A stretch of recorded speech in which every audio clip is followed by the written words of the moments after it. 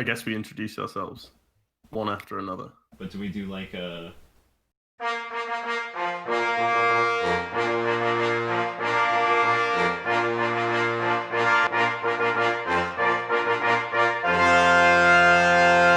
Yeah, let's start.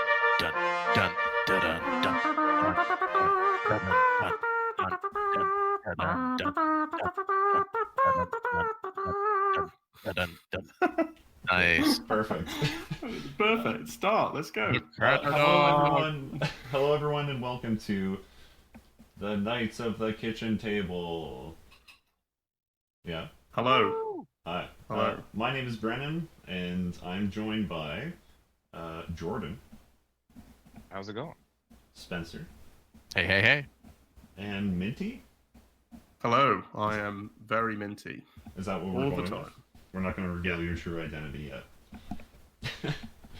Okay, so this is the first episode, and by first I mean episode 0, the prologue of our brand new podcast, where we will be discussing all things Magic the Gathering and probably just talking about random things as well. Today I thought we'd just sit down, introduce ourselves, talk about how we got into Magic, maybe some of our pet decks or pet cards that we play. How do you guys feel about that? Yeah, sounds good. Sounds man. good to me. That's I'm what I ready wrote for notes for anyway. Oh, perfect. Yeah, Jordan's really prepared. He's got like a whole bibliography about his Magic experience. Lovely. So if we're gonna fuck up, just do like 3, 2, 1. And then what? Count down to the point at which we mess up. 3, 2, 1. I fucked It's up. coming. We're 3, 2, 1. Oh, I messed up. Oh no. Yeah, pretty much. Just leave like Yeah, a exactly. small gap so that I can fix it. Sure. How do we know, Brennan? You're not taking into account that this could be one giant fuck up from start to finish. And it will be heavily edited. It'll be great. It'll end up being 20 Bad. minutes long with just like the intro and the outro. Good. Yeah, because that intro, we nailed that. I love that. It was pretty fire. We it can was definitely good. isolate that. If you isolate that, and we'll use that in the future. Oh yeah, if you can make that into a nice little audio file and send it my way, I wanna mess around a bit with the sound. Yeah, Ooh. have a little fun. I definitely copied that straight from Monty Python, but Oh, yeah. I don't know whether that's legal. I'm sure we'll It find will out. be. It will Yeah. be. I think people need to actually watch the videos in order to report them for copyright. Oh yeah, infringement. true. That's So, true. at the rate we're going, I think what I was worried about, Brennan, was that the fact that it was so accurate that the algorithm would pick it up. So the real success of the Canada Geeks is that if nobody watches our stuff, we can't get copyright struck. that's Yeah. what I've been going with like Yeah. for so long. That is how the law works. Yeah. If you don't get caught, You don't get arrested. You're Yeah. doing nothing wrong. Yeah, that's the law. Yep. so Yep. I don't know. Should I start? Absolutely. You are the host. Okay. So once again, my name's Brennan. Previously the only person in the Canada Geeks, but now I have 3, maybe 4 other people. It's been pretty cool. Can you not count? I don't know how Toby feels about like being involved, but Right. yeah. Also, there's always room for growth. Yeah, exactly. We've got 4 people now who are the faces, if you like, of the Canada Geese. Yeah, you got 4 frontmen and Yeah, that's exactly what I was saying. Yeah. and a man behind the curtain. Anyway, so I started this channel 3 years ago, and it failed horribly. And then 6 months ago, I started it again to play Magic the Gathering, mostly with my friends. But the only way we could do it, because they were using their cell phones, is for me to stream Spell Table so that they could watch the video on their end, because you can't watch it on your phone. And then Oh. it That's became correct. super crazy popular and blew up overnight. And that's it. I'm happy to be a part of this explosion. Yeah, so I started playing Magic, I think M12. The first pack of cards I opened had a Grizzlebrand in it. Nice. I believe I got like a M12 starter pack, and then I got like an Avacyn restored pack. And I had no idea how good Grizzlebrand was. And I actually I bet he's traded pretty it. good. I traded it to my buddy for, I think, nothing, basically. He was just starting out as well. And I'm like, you have to give it back at some point, and then he never did. And that's why we're not friends anymore. He's never paid Oh. it forward at the drive-thru, clearly. Yeah, it's brutal. That's really sad. Yeah, Yeah. it's awful. I got into Commander a couple years ago. My friends and I sort of got tired of playing 60 card formats, where people just buy like 4-ofs of really powerful cards and then school us at the kitchen table. So we started playing Commander, where people didn't have the huge library that I guess they do now. Right. Okay. I wish I didn't go first, because this is just super weird. Now I'm just like jerking myself off. Oh really? That's the think idea. that I mean, yeah. Okay. I'm up for whatever, Brennan. But I mean, yeah, Yeah. whatever gets it going. Well, we're Right. not on video. yeah, I mean, that's disturbing. I've Yeah, got some check out- imagery now, and I didn't necessarily need it. Check out our OnlyFans. Check out our OnlyFans. There's underwear for sale. No, stop! What? This is not this type of podcast. Slightly used. Oh, God. A little crispy. Stop! Stop! Stop! They're bleached magic cards, bleached So white. with the Grizzlebrand, about Grizzlebrand, Yeah. listening, it's not legal in Commander. So why do you care? So what? Why do you care? Like, yeah, you don't care about Grizzlebrand anymore. You can't use it in Commander. Yeah, but I didn't know that at the time. And also, it's just a Oh, really right. cool card. Yeah, I got a giant copy of Grizzlebrand. Do you know, like Oh, the nice. big copy? Oh, The nice. oversized cards.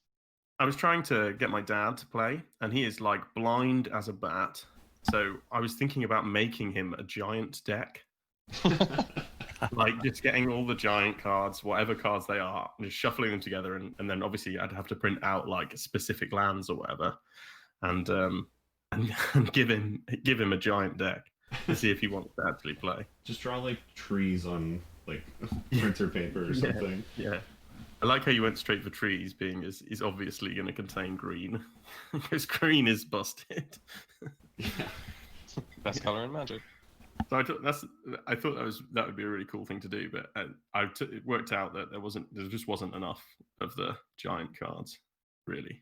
Yeah. I actually have an oversized Brian Stout arm, which was Oh, sent to well, me. send it to me.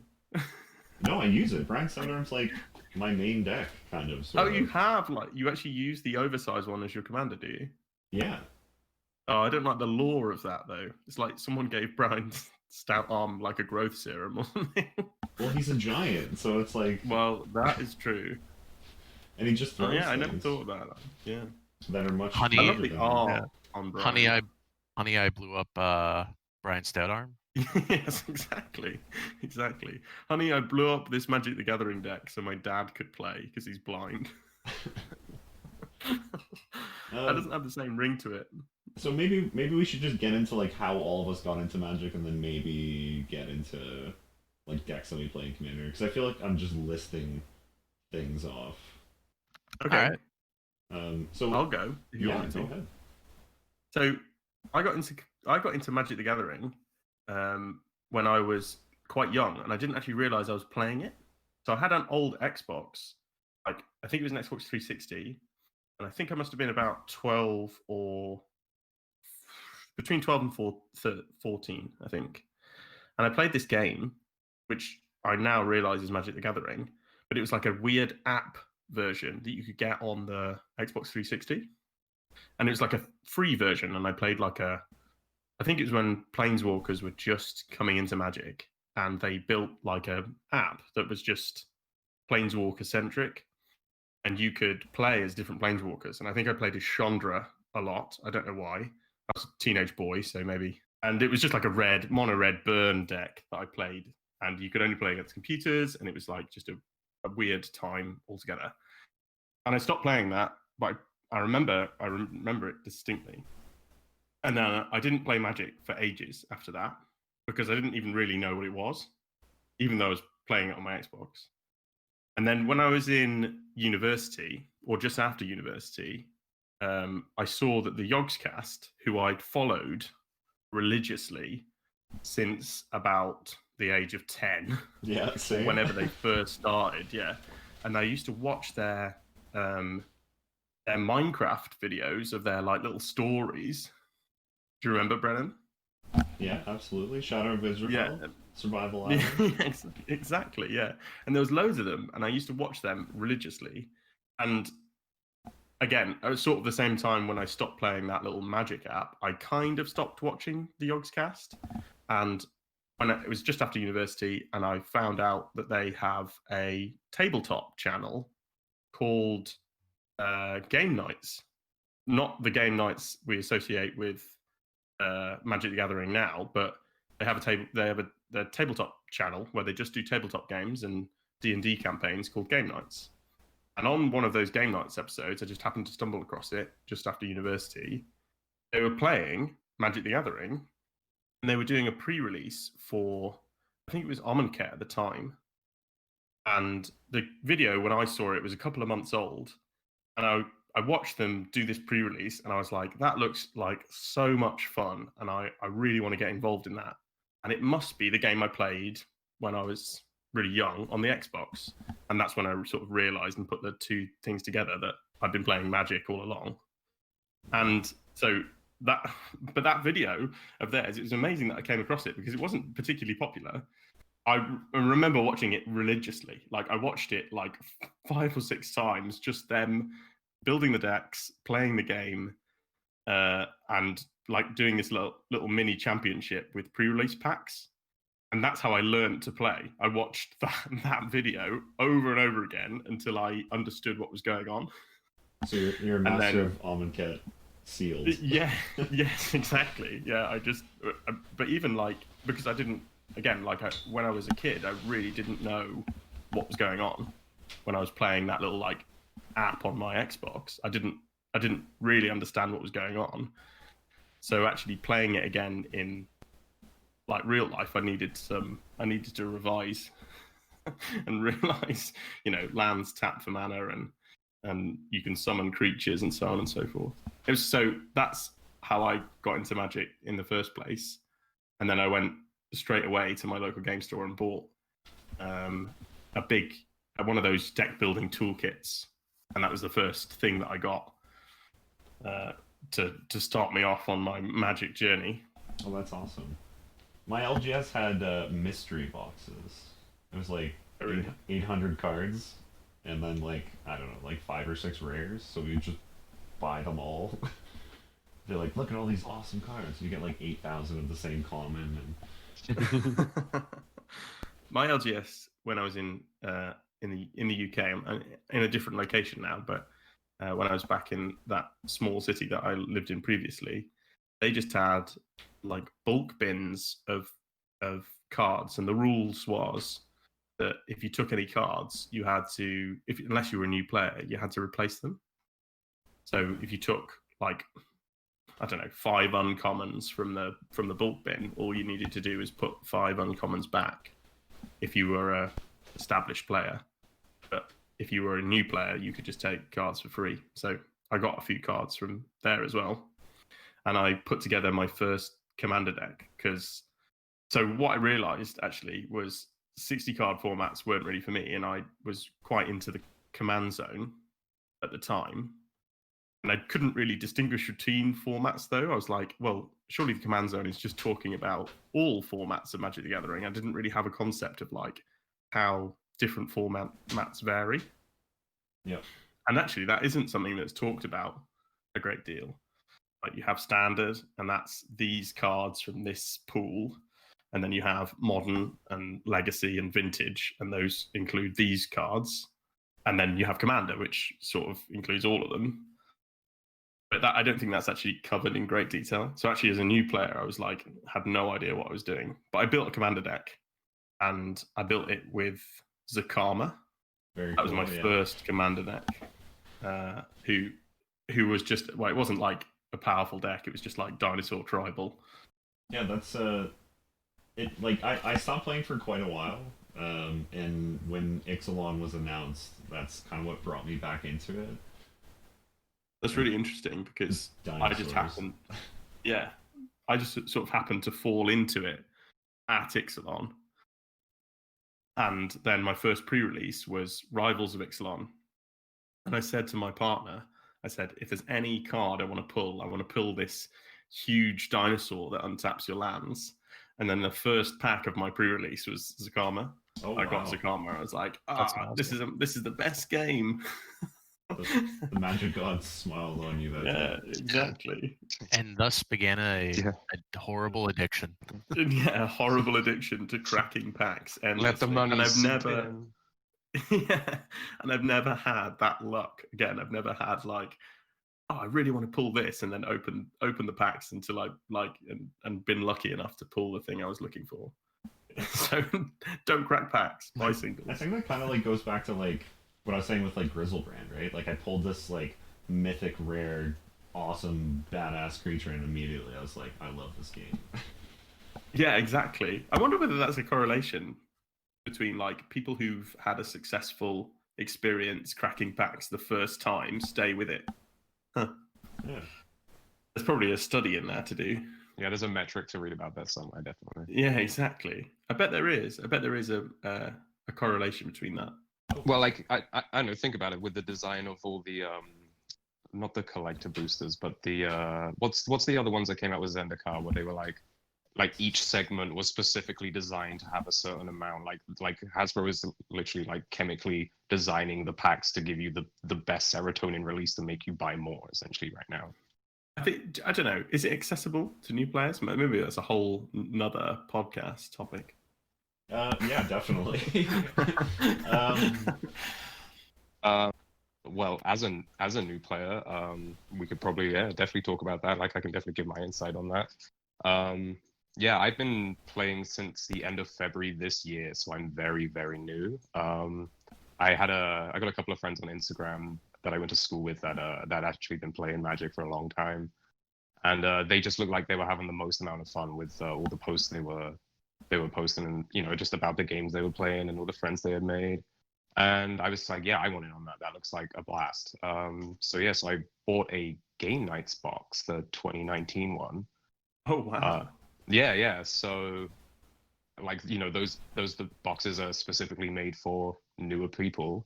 So me and my girlfriend cracked it open. We played a couple of games with the different decks. There's one of each color in there. They all do something different. There's all the material in there to let you like teach you the game and stuff like that. So we played, a few games for a few months every now and again because she wasn't super into it, but she did like playing. She just loved playing mono black and getting things out of the graveyard. So that was pretty funny. Yeah, and then not long after that, Ikoria was released in April, and then that was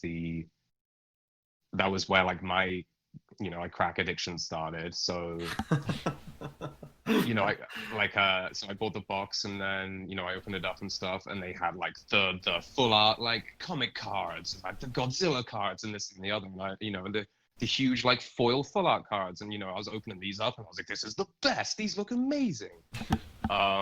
So yeah, my brain was just like dripping that little serotonin release into my head, and I was like, well, this is my life now.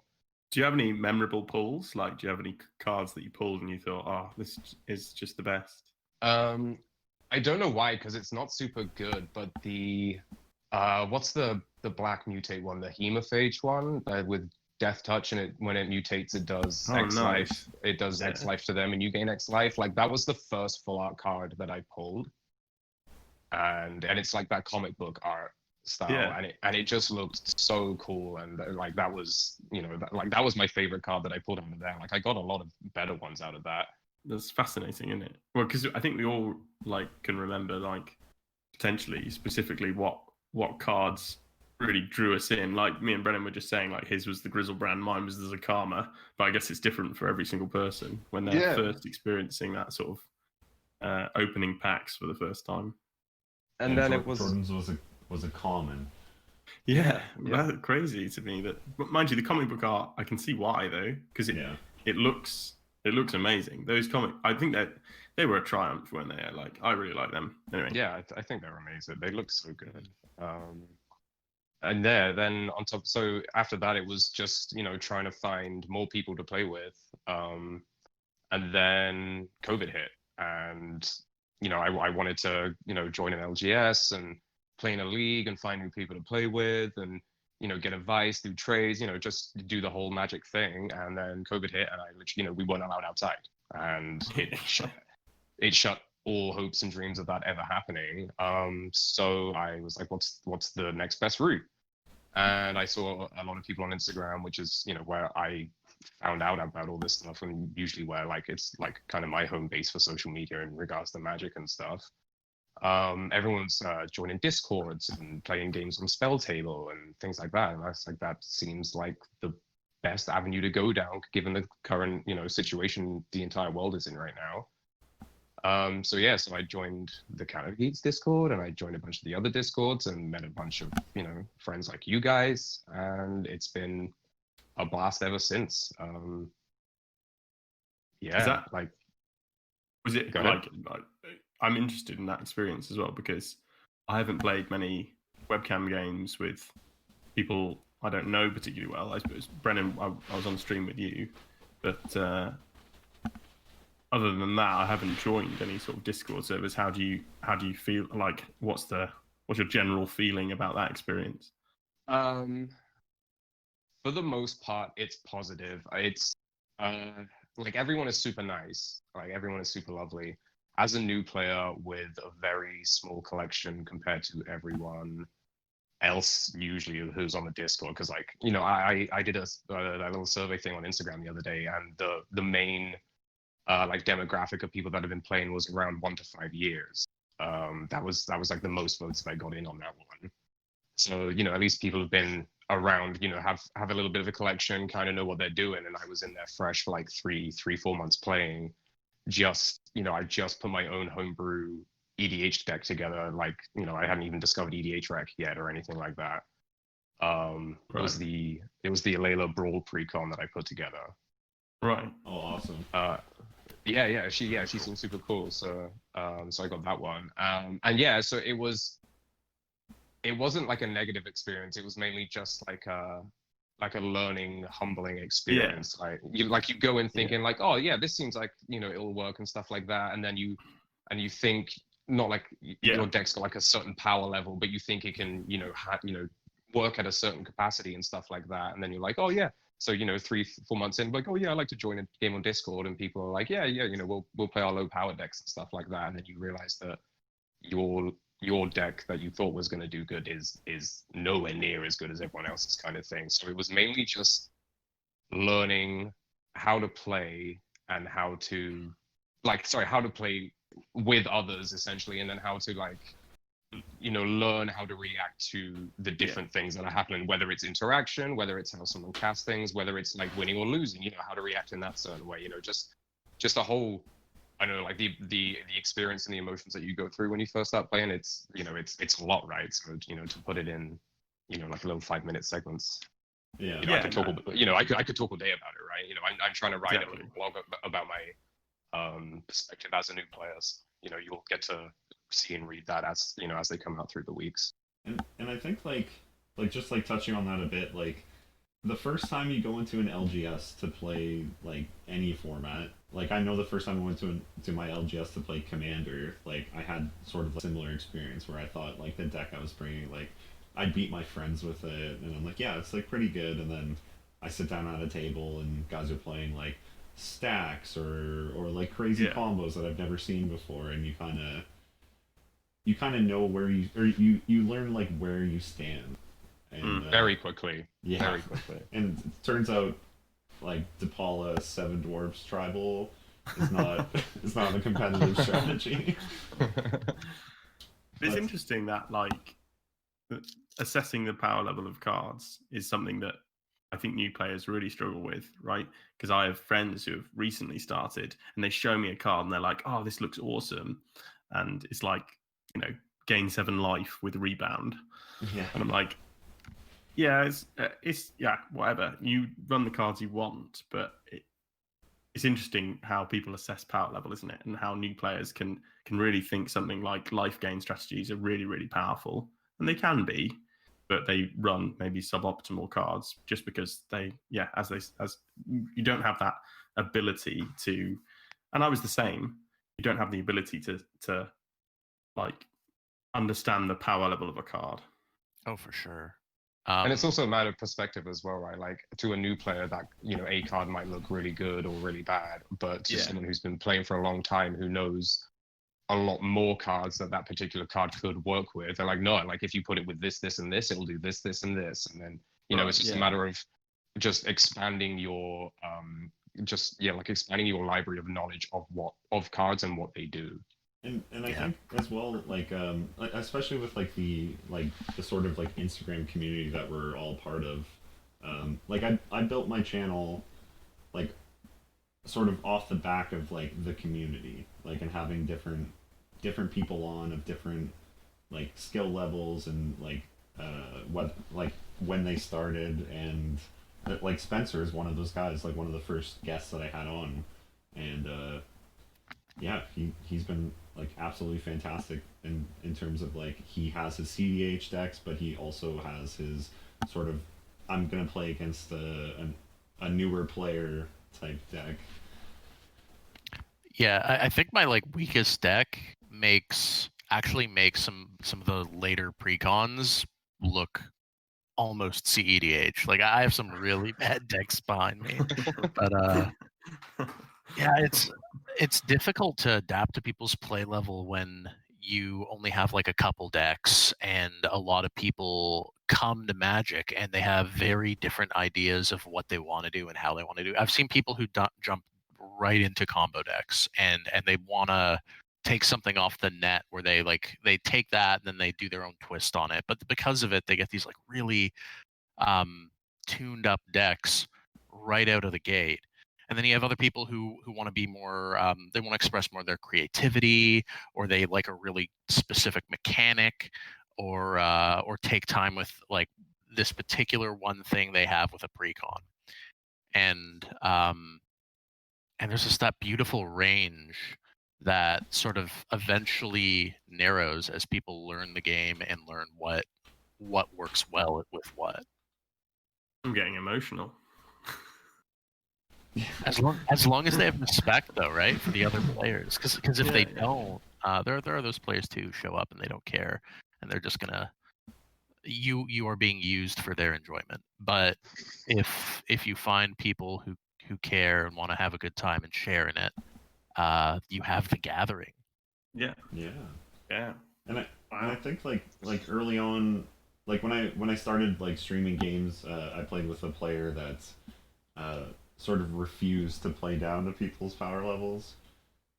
So we would bring like our sort of theme decks, or I'd have a guest on and he would just destroy everybody, and like that's I feel like that's kind of the I was talking to the owner of my LGS about it. It's kind of like the old guard of like Magic, like since the popularity of the game has like exploded and like Arena is so accessible, that more people are playing, and you don't have these I don't know what to call them, but I'll just say like the old guard of Magic player, like Gatekeepers.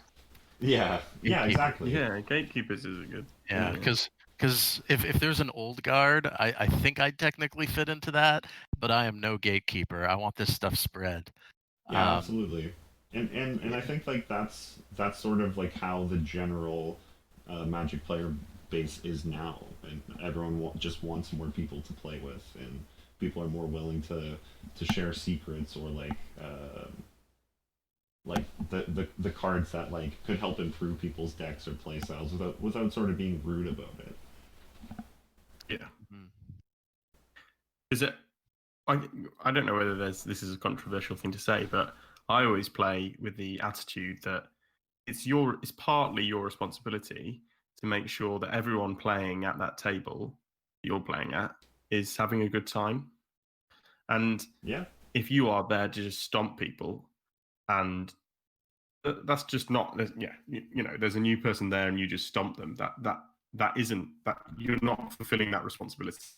And I think if more people had a attitude where it was like, well, I don't know, I think most people do have this attitude But I think it should be defined as a look. It's partly your responsibility to make sure that everyone at that table is having a good time.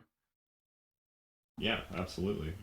Yeah. Like, especially as a new player as well. Like if you turn up and you get like pub stomped on turn 3, and then you have to wait 40 minutes for everyone else's combo deck to finish, and you're like, why did I even bother coming? Exactly. I could have spent this evening doing something way more enjoyable than just sitting out for 40 minutes, and now I'm just left here twiddling my thumbs.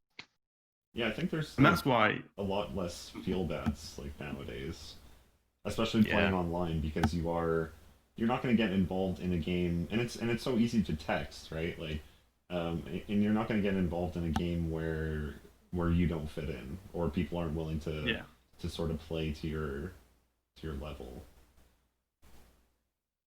And that's what I like tried to do with this channel.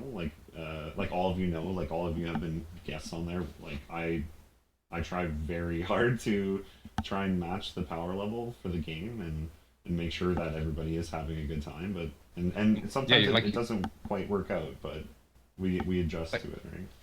Like you even make a point of new guests to like not knock them out first. Yeah, that's kind of my problem as well. I find that like it's an interesting scenario how in Magic there is something that was lost with the internet coming into the picture. Some sort of thing where you discover cards, and that still happens, but it doesn't happen as frequently as it did in the past. But I think the benefit of just everybody being able to communicate and the camaraderie that created is a net positive. I think it helped Commander while hurting other formats, because other formats just started they're competitive and they aimed right for that, and the internet made it easy to just build a meta. But in Commander, it's not about that. It's about what do you want to do, and who do you want to play with, and how do you want to play, and it's just great. And I think that's the main draw of Magic, right?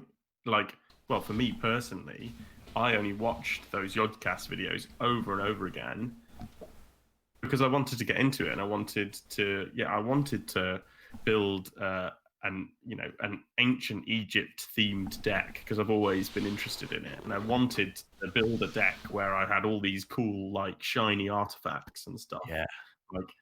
That's the thing, building a little story on the board was the thing that really got me into it. Yeah, I think a lot of people these days are concerned about the health of the game, and I think rightly so. But they go with this idea of Magic is now just Commander for a lot of it. But that makes a lot of sense, because in a lot of ways, Commander is the most true to what Magic is. Yeah, as Richard Garfield intended.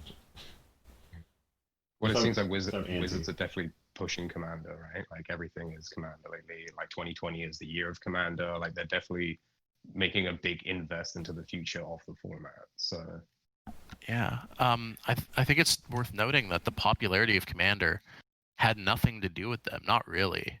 It was community grown, and it brought back something that might have been lost in the years prior, after the early aughts and the internet. It just brought that back, and here we are now in 2020 wondering, oh man, is power creep gonna hurt this format?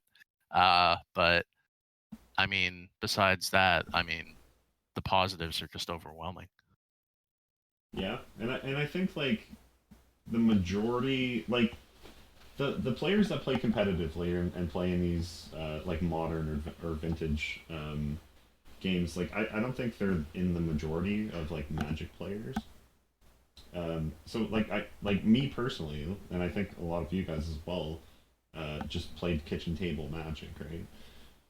And I know in my meta there was sort of an arms race, and then all of a sudden there was the person who had the best deck, and that was just the deck that won all the games. But with Commander, you have 99 cards, and the chances of you drawing that one card are not gigantic, right? Yeah. So your deck is a little more it's more variant, isn't it? Yeah, and and you're playing with 3 other players, and you can always take care of the guy that is the issue at the table. And I think it lends itself so much more to like the gathering, as you said, than 60 card formats do. You know what? The kitchen table. That is sort of the story of my coming to Magic. Oh yeah, we haven't Um, heard Spencer's. Yeah. So for a long time, I've been saying like it was late 1997 that I got in. I found out that's not entirely true. It was about like a few months later. Um, I found out it was February 1988. I was 8 years old. Oh wait, I was 9 years old. Yeah, Bad Magic hadn't come math. out for 5 years. And I was at a friend's birthday, and as a birthday gift from another one of his friends, he got this pack, which looked completely different from any other gift he got. Like there's, back then there was a lot of stuff. And he cracks it open. We start going through it on all the art. And he'd been playing for a bit by then, and introduces me to Magic through this, and had the coolest art. And they're talking about how they're going to play these awesome decks together. And I look at it, I'm like, dude, I'm going to go to a comic store, I'm going to buy a deck, and we're going to play Magic. That's great. It was awesome. Seeing that art, seeing those cards changed my life. And I've been playing Magic ever since. Grade 7, I remember being so excited when I traded for a Sarah Avatar. It was a big deal. Oh, nice. At the time, Sarah Avatar was actually really threatening. I was playing life gain decks. I started as a red player, went to white, and then eventually made my way to blue. I traded the Sarah Avatar, best up trade I've ever made, to a Sliver Queen. Ooh. Wow. It was a $30 card at the time, or 20. Both were 20 at the time. So I traded. The Sliver Queen hit 30. Somebody stole it from me. Oh no! No. I was crushed. The stories We are must roller find coaster of them. emotions. Yeah. Yeah, it's a I real roller coaster.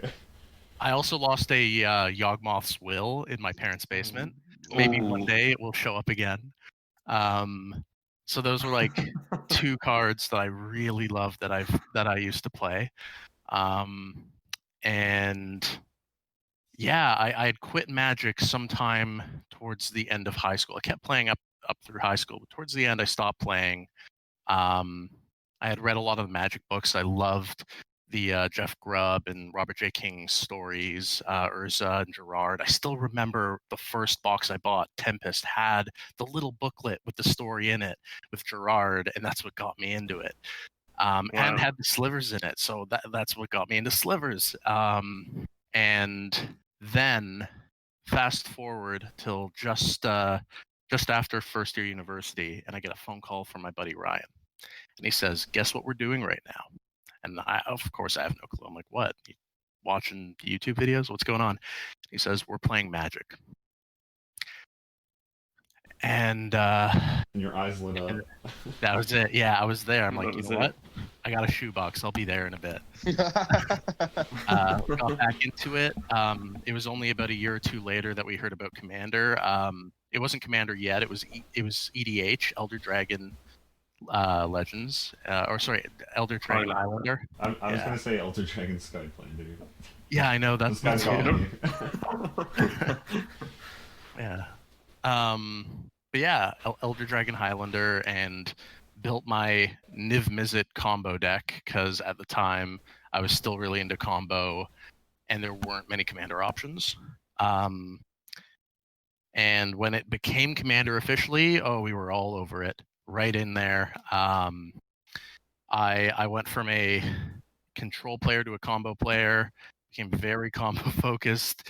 I was a little, I went too far, and I had to learn that that's not really fun at the end of the day. It's not fun for me. Yeah. It's not fun for the people I'm with.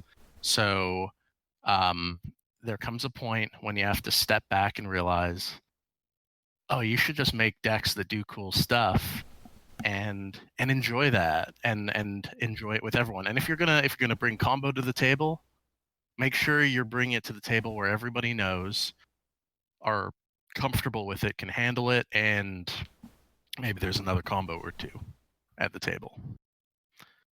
Yeah. Yeah. Yeah, like Yeah, because I go ahead. no carry on, Brennan. Oh, like just like touching on combo, like I so like when I started doing this, like the decks were like sort of varying in power level, and you didn't really know like people would say what their power level was, but it would never really be truly accurate. Um, but the shortest game we ever had on the channel, I put together my Hapatra combo deck, and the game was over in 18 minutes. Like that, Yeah. I'm pretty sure that's. I don't know if that includes the introduction or whatever, but like I just accidentally comboed in one, and it was like, okay, I won, but then everyone's like, all right, like let's just shuffle up. Like that was cool, I guess. Yeah, you get that feeling, right, where you're like, yeah, I'm just gonna sit here and sort of play by myself for a minute, and then I've won the game, and there's nothing you can do about it. Yeah, it's just like shuffle up, like let's go again. I remember going off with like a 10-card combo one time and not knowing that I had the combo until I like look at my table. I'm like, oh my god, I just went infinite. And it's a cool feeling. You just don't want to do it all the time. Yeah. Yeah, I did want to kind of top off my other thing before and mention about 5 to 6 years ago, to relive my childhood, I bought a Sliver Queen. It was Oh wow.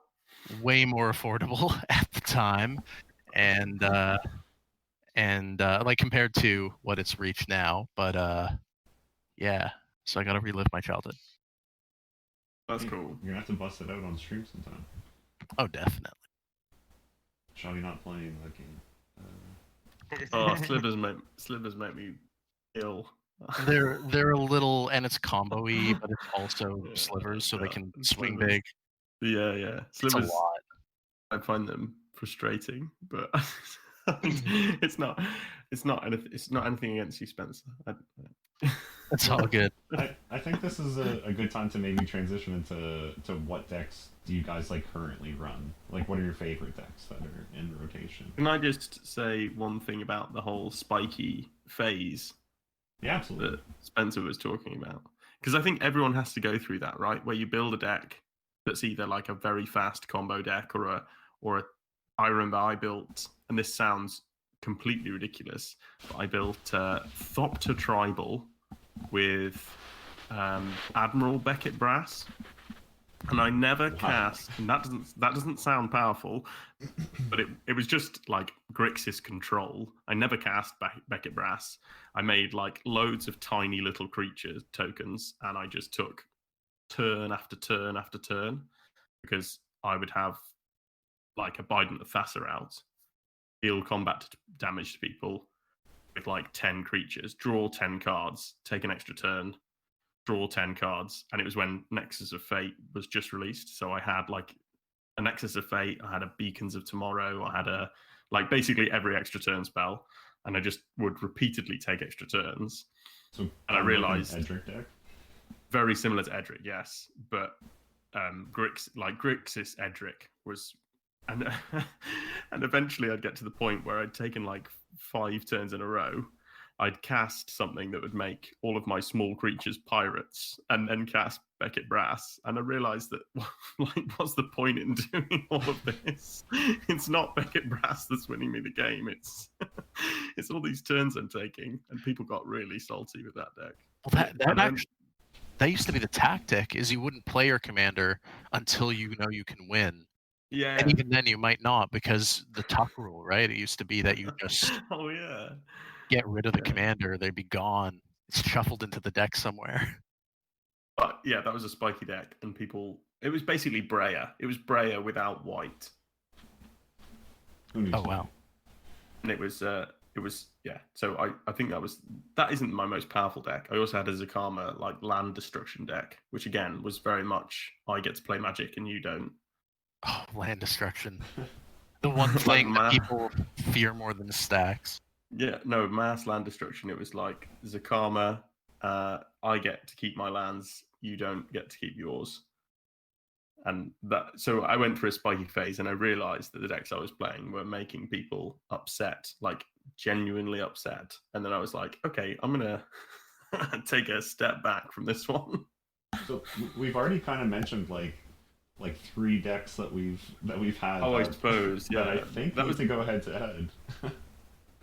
Oh yeah, what do you think? Slivers versus Zakama And Hapatra. and Hopatra. Yeah, I would struggle to, if you're. Oh, I don't know. This is talking a big one about that Zakama deck, but that Zakama deck is very difficult to deal with because once you've got like 30 lands on the battlefield, it's very hard to stop the person with 30 lands. Oh, like that. Mm-hmm. So yeah, I'd get on that game. Yeah. Let's go. Let's do it. I'll go and get my Zakama out. Let's go. I do have a land destruction deck that I let's never all play. I built it to piss off one friend. He was using a little land destruction in our meta, and it was happening a little too often. I was like, okay, we doing that? I'm gonna go all the way. Norn the Wary, mass land destruction tribal. I'm gonna do 1 damage pings to try and kill everybody while nobody can do anything. That's the whole point of the deck. It was meant to purposely be as grueling as possible. So in my Zakama deck, I'll tell you, you'll like this, Spencer. I had Cataclysm, where everyone has to sacrifice all permanents they control. I think bar 1 of each type or something. Savage. And also, because you had such massive mana, you could get into the situation where you could play an It That Betrays and then Cataclysm. Oh man. And you'd obviously sacrifice everything, bar 1 land and your It That Betrays, and then you'd gain control of everyone's lands and every permanent that they had on the board. Man, we might come off as a little spiky. That is dirty, but I respect it. But that's the type. But then you realise that you play that, and people look at you and go, "Oh, so the game's over then?" And you're like, "Yep." And it was like turn 6, and the game is over, and people were upset about that, And that's you can understand that. You don't realize you've reached rock bottom until you've hit it, right? Yeah, exactly. And you look around, and your friends are like looking at you like. Like, oh, I do I even even know you anymore? Well, I mean, I feel like you always gotta prove you have the method at least once you get there. Yeah. Cause, like, there's stories of like there was an interview with a guy from a Worlds tournament where he was like Pro Tour where he just said, "Yeah," and I went infinite, and the guy scooped. I couldn't do anything with the infinite mana. But exactly. So I won.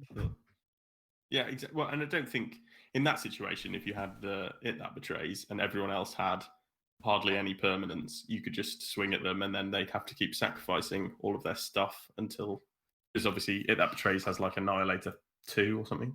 Oh yeah, it would have been really hard to claw back. Yeah, it was nasty. So anyway, what decks that's have we my been voice. playing? Well, would you like to start us off, Jordan? Oh, okay, sure. Yeah, I kind of walked into that, eh? I've been trying to get to it for like 5 minutes, but no worries. Sorry. So it's all good, man. The most recent one I've been playing is Oboon, and I guess people would have been seeing that on stream lately. It just basically tries to pump Oboon to utilize his like little passive as much as possible. So when a land enters the battlefield, you can put a +1 counter on any creature. So usually the idea is to put it on Oboon, and then at the beginning of combat, he makes a land a elemental creature where its power toughness is the same as Oboon's. So it's just trying to make him big and then make lands big and make them indestructible or do huge damage and try to hit as many people as hard as possible.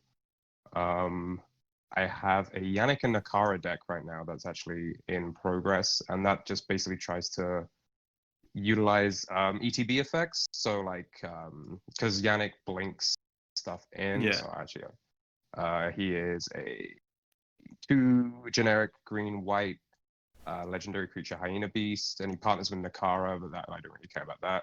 When Yannick ETBs, exile another creature you control until Yannick leaves the battlefield. When you do, distribute X +1/+1 counters among any number of target creatures, where X is the exiled creature's power. So usually try to get big stuff on board, blink Yannick onto it, and then distribute the counters as much as possible, and then try to pair that with like Conjurer's Closet to make sure we can do that every turn, and then use other ETB. So there's like Highcliff Felidar, which is like a pet card of mine because that was from the Game Nights box, the first one I bought.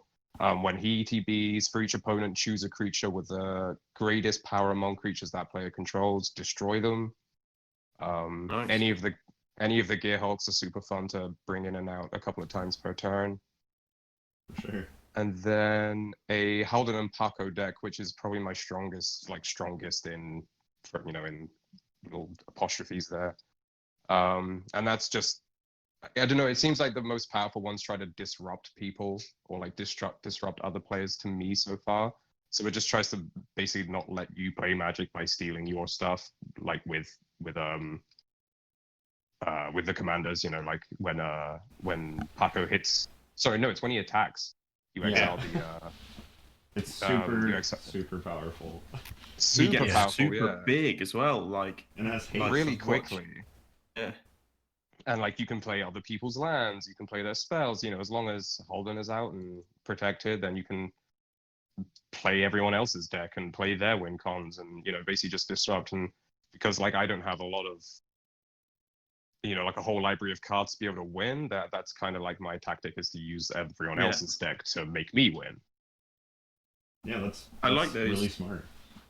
I think that's where I've sort of settled from my spikiness is onto decks that steal people's stuff in like a more friendly way, I'd say. I don't know whether there is a friendly way of doing it, but at least people are like, oh, that's my spell that's doing that.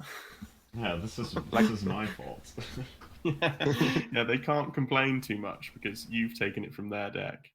Yeah, because like most of like all my collections is, like I said, very, very new. I usually just try to find the most creative and I guess janky ways to either win or just get interactions in. Like I don't necessarily care about winning. I just want to watch my deck do the thing it does, and then I can die on the next turn and not care. You know what I mean? I just want to see the little creation in my brain do the thing, see if, you know, the theory works, and if it works, fantastic. Then I was right, and I can get on with my day. Sweet. Yeah, I think that's like sort of the style like I've gone towards myself, where it's just like I build a deck, I have a thing I want to do, I do the thing. It doesn't necessarily win the game, but it's like fun. Yeah. Like the other day I was playing with Spencer, and I was playing my Brian Stoutarm deck, and we needed a Smothering Tithe removed, so my my answer for the Smothering Tithe was to fling a Sarah Avatar at that player if I had it. It was a beautiful move. Unfortunately, he lived. I didn't realize he had more life than me, but but that was my life. Modern problems require modern solutions. Yeah. Someone scheming symmetried me, and they're like, "Can you remove the Smothering Tithe?" And I'm like, "Yes," but not in the way that you would think. And then I didn't end up doing it, so it kind of sucked. And he won the game. Oh, okay.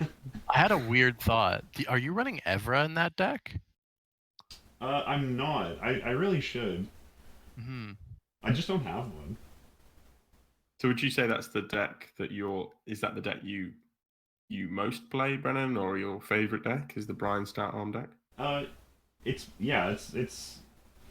between that and like ESO. I probably play ESO more now, but I like busting Brian out. Yeah. It's very like I feel like it's pretty slow. synonymous with you. Yeah. It's slow and grindy, and sometimes you just can't get away with playing like a deck like that. But yeah, it's probably my favorite. I love just throwing Sarah Avatars at people, like win, lose, or draw. Here, take 40. Oh, that's great. But yeah, and anybody else got a deck that they'd like to talk about? Yeah, I can talk about. I mean, I've got a load of decks. I think I've got 14 at the moment. What's your favorite one? Like, which one are you most proud of? Yeah, Maybe I wasn't not gonna. necessarily the best, but Brandon, I wasn't gonna talk about all of them. yeah. Well, that's several more We'll podcasts. start with number 1, and we'll move all the way to. Stay to tuned for 14. deck techs. We have at least Yeah. 14 episodes. Yeah. My favorite deck at the moment. So I think sort of mid-power, very fair deck that I've got, which I really, really like, is Kelsian, the Plague, Very who's cool. the pinger guy, who's Mardu from not the most recent Commander set, but C20. Commander Precons. Is it C20? No, it's Ikoria Commander set. Yeah, which was C20. Oh, of course, yeah. Sorry, I was thinking M20, and then I was like, no, that's completely wrong. Oh, I See, feel like so, everybody mixes up the Ikoria set and C20 just because they were on theme. Yeah. And Yeah, they came so out back to back, right? Yes, they Yeah. did. So he pings things. Well, he pings your opponent's stuff. So and then he gets bigger, and he gets an experience counter, and then however many experience counters you've got, he gets a buff in power and toughness for each one. So the idea is to give him Death Touch, but there is also sort of like a counter sub theme in the deck. So I run quite a lot of Planeswalkers, so that there's like 2 different strategies going on. I've got like a creature strategy, and if my opponents deal with my creatures, then they have to deal with my Planeswalkers as well. So, and you can get your Planeswalkers up to ultimate quite quickly because you can run some proliferate shenanigans. So, and you can also proliferate the experience counters and make Kelsian really large. So that's one of my favorite decks. It's a very like I had a Kelsian deck. Like that's the card I was most excited to build around in C20, and it's an interesting commander that like gives you access to a strategy that you would not like. That isn't very common. Like it's kind of Voltron-y, but it's like a control deck. But yeah, I don't know. I just thought it was super cool. I'd love to answer yours. I'd love to bring it on. I say it's mid power, but my meta, I think, I play with my brother, and he is I think he's quite a spiky guy. I don't know whether he will be appreciative of me saying that, but he certainly plays very powerful decks. So even my mid power decks have to be up to even facing down one of his strong decks. So yeah, so I think it's mid power, but again, my perception is slightly warped because of the meta I tend to play in. It's okay, man. Every deck is a 7 anyway. Well, I mean, every deck on a bad day is a 2, right? Yeah. I just didn't draw any lands, so I didn't play the game. I draw nothing but lands. Yeah, and then I've got a Emery deck, which is I really like, but hardly ever play because it's so strong. So I don't tend to play it because again of the whole like, oh, I've won because I have these 4 cards and that means I win. And then what other deck do I want? Oh, yeah, and tonight when we're recording this, I don't know when the podcast goes live, but Sunday stream on whatever date it is today, I'm going to be playing Zareth San, the trickster, who I've also built on. Yeah, I've also built him on MTGO. So I've got an online deck and a paper version of him, and he's really fun. He's very cool. He doesn't really have a win con. He just tries to use other people's stuff from their graveyard. Yeah, he's super fun, and he's a merfolk. So if you haven't, go and check that out either on the YouTube, or if I might be streaming him again, maybe, I don't know. But if you haven't seen him, go and check it out on the YouTube, on the replay, to see how he does. Yeah, youtube.com/thecanadageeks. There you go. Plug that. So will this video. Yes. Yeah, exactly. Okay, so those are my decks that I've been playing recently. Spencer? Yo. Yeah, I also will have to probably name a few. I'll try and move through them pretty quickly. Because I kind of have 39 decks. I have a problem. 39. What's your wow. favorite? You only get one.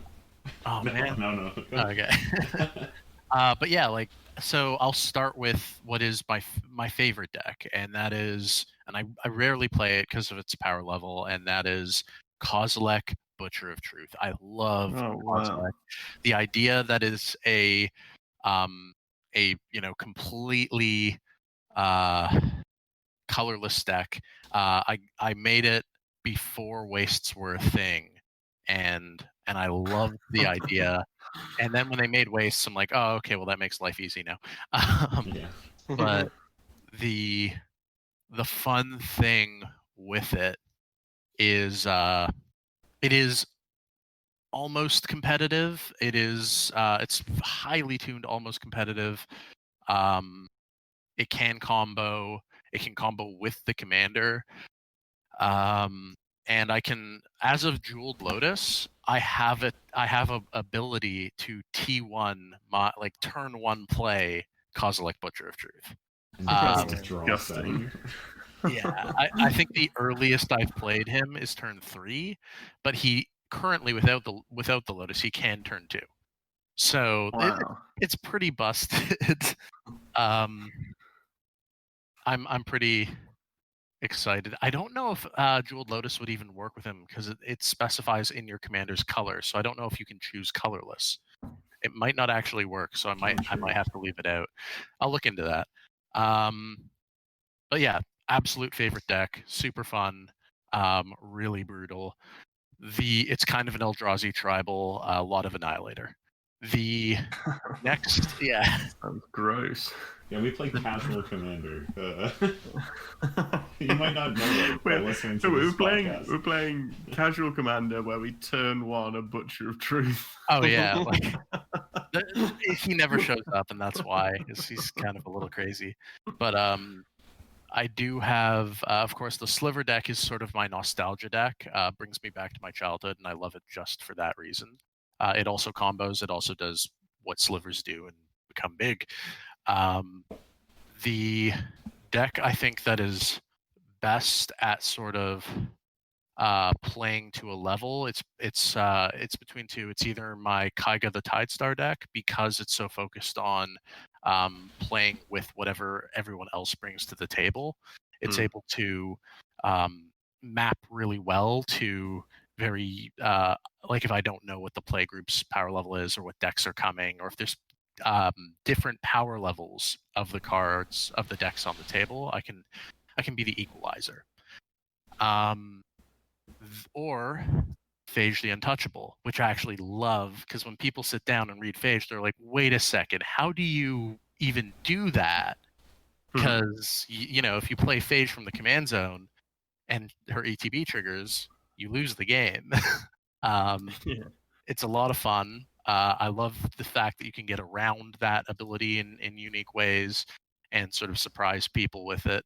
I purposely don't put Reanimator into it because I think, well, first of all, the Reanimator doesn't work with the commander. It's a quick way to die. But second, Reanimator is really powerful, and I'd rather just do graveyard to hand abilities or spells, and that's what I rely on for that deck to keep it going. Makes it a little more casual. In that same sort of style, I really like Mishra. I don't play him because he's incredibly controlling and it's a little gruesome. But the idea that you can make a deck around Mishra, whose ability makes no sense in the commander format whatsoever, is really cool. Oh, how do you get that to work? I'm just looking at that card now. Yeah, so his ability Whoa, is that's wild. How'd you do that? when you cast a spell, when you cast an artifact spell, he has a trigger that makes you search for that artifact. Or sorry, is it? I forget. Is it on cast or on GTB? Whenever you cast an artifact spell, you may search your graveyard, hand, and/or library for a card with the same name as that spell and put it onto the battlefield. If you search your library this way, shuffle it. Perfect. Yeah, thank you. That ability, since it triggers on cast and you only ever have one of any card, it doesn't seem to make a lot of sense. But there's some weird things you can do to get around that. Like, first of all, it protects you from basically all counter magic unless it's Yeah. exiling it. Second, there's some weird combos where you could hook it up with Possibility Storm. Everybody else has to deal with Possibility Storm, and you lose and tuck your card and get another card off the top, but you also get that card because you then have your trigger. There's some really cool things with it. I love it. People don't expect it, and it's neat. And then my Vorthos, the Vorthos in me, lore and story and all that. It is up there with Kozilek. It might be competing for favorite deck slot. Nicol Bolas, the Ravager, and it's just that deck is built to be Nicol Bolas. It is on theme to the T, man. Everything about it is you are playing as Nicol Bolas. Everybody's gonna know it. You're either coming out swinging in a scary way, or you're leaning back. You're the monster in the shadows. Nobody yet realizes it. You're sort of manipulating the game in subtle ways, and people don't notice it until boom, suddenly you're the threat, and everybody will be archenemy against you. Super cool. Yeah, I played against a couple of those decks. You played the Phage deck on stream the first time we had Les on, and you two had an epic showdown at the end. Yeah, that was intense. Do you have Netherborn Altar? That's a new card, isn't it, for your Phage deck? That's always what I think of when I see Phage. I don't know if I do. I don't know if I'm familiar with it. Google that one quickly. Netherborn Altar. I use it in Zareth San because it puts your Zareth San from your command zone into your hand, and then you does can. Does his effect not work from the command zone? What, Zareth San? Yeah. No, it doesn't, because it specifically references his hand. Does it really? I run that in my mill deck in Arena. I totally forgot about this card, actually. Yeah. You should get it. Yeah, it's like Phage on easy mode. Yeah, exactly. Phage on easy mode. Yeah. It's an interesting thing. I might have to include it. Well, maybe. I don't know. Run the card you want. And if you want to pick up Phage, you can use the promo code. Oh wait, we don't have a sponsor. If you want to sponsor the podcast, you can use the sponsor code. Message Brennan. Yeah, DM me. DM, slide into them DMs. Okay, so I think that's all the time we have for episode 0, the prologue.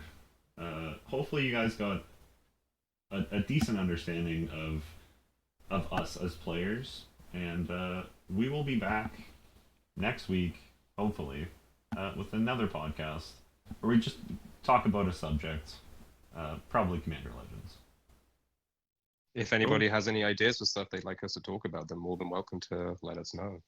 Yeah, email us at thecanadageeks@gmail.com. And if your idea doesn't suck, we'll do it.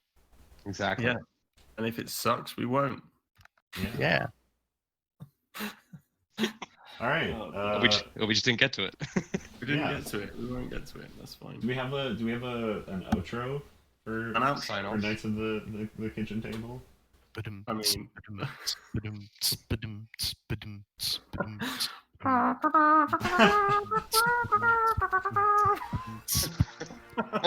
oh no, we all have to get arrested or whatever. Oh yeah, exactly. On the end of Monty Python. Yeah. Okay. Your mother smells like elderberries. Bye. Roger Lavash. Bye.